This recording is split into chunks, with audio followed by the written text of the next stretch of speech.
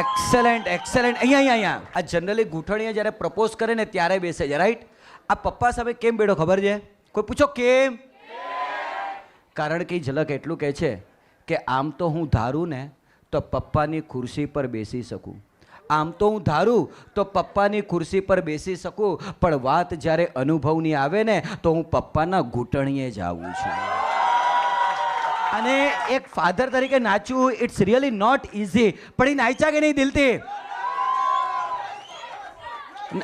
નાચ્યા ને? એક મિનિટ, હું પહેલી વાર નાચ્યા એક નંબર ને, પહેલી વાર નાચ્યા ને.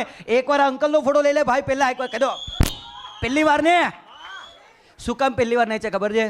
અંકલ કહે છે आओ आज नाचे तो नाचे कुछ इस कदर, आओ आज नाचे तो नाचे कुछ इस कदर कि थमी थमी सी महफिल फिर से जवा हो जाए, बहुत नाचे हैं हम घेरों की खुशियों के लिए, आज नाचे सिर्फ और सिर्फ अपने बच्चे की खुशी के लिए.